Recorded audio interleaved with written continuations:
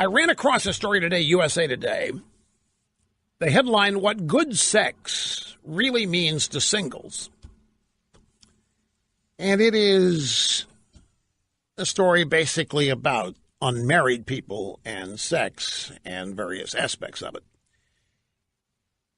And the way this story starts, it's written by a woman, Mary Borman.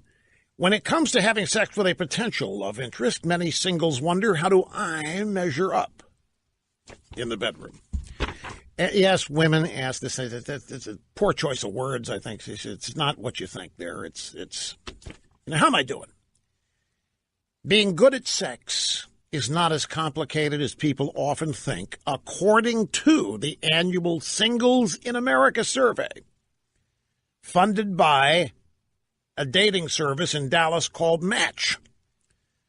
Research conducted by an outfit called Research Now. 83% of single people, regardless of sexual orientation, ranked a caring and enthusiastic partner as the top two indicators of good sex. Caring and enthusiasm, the two most important things. Other ingredients that lead to good sex, again among singles, because married people don't have sex. They had to survey single people here. Other ingredients that lead to good sex are communication, being a good kisser, and somebody who helps them achieve, well, their children listening, you know what? The promised land. Helen Fisher, biological anthropologist, chief advisor to this dating service Match, says we focus too much on sexual novelty. You should never just abandon the basics. It doesn't have to be odd, weird, new. It has nothing to do with it. It really comes down to caring and enthusiasm. The study found that singles have definite turnoffs. Among the definite turnoffs, too much talking, too much analysis, too many questions seeking approval, too many questions asking for a review, no passion, little movement, and bad kissing. Those are the things that detract. When it comes to bad sex, women are not willing to wait for things to get better, according to the survey. If it's bad, they're gone. If it's bad, they're not coming back for round two.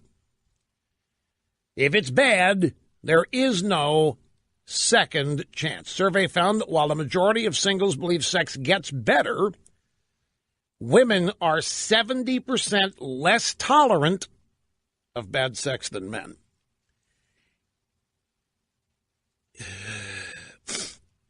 There is no bad sex if you're a man, was agreed to by 80% of the men participating.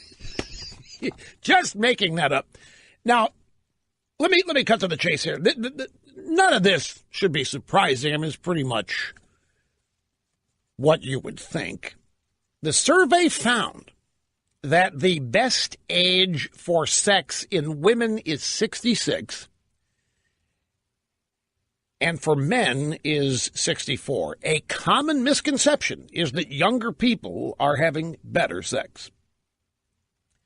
Research, on the contrary, shows people over 50 and 60 report much higher levels of satisfaction than others.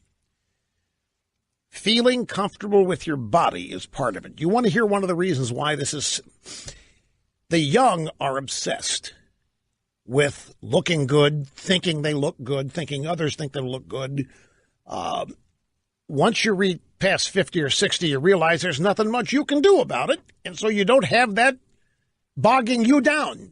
It boils down to older people are less self-conscious about things that don't matter. Young people are obsessed with, are they in shape? Do their ab packages show up? Does the other person notice the ab pack? All those things that people 50, 60, they've been through that, they've done that, and it no longer matters as much. So there's no inhibition or less inhibition, and there's much less self-consciousness about it. You think that makes sense?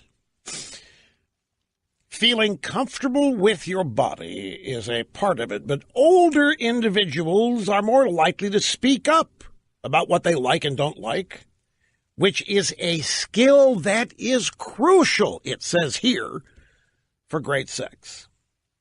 The older we get, the more comfortable we are in our skin. And that's the same thing as saying the older we get, I mean, we are who we are and we're comfortable with it. And we're not worried about trying to meet some standard society or television has spelled out. And when we're over 50, we know what we like and don't like. When you're younger, you're still figuring it out. So, I imagine those are striking numbers, 66, 64.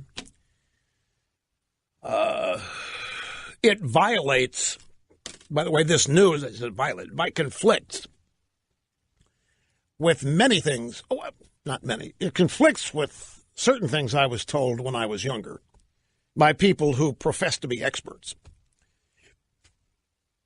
Well, no, I'm not going to say what they want. No.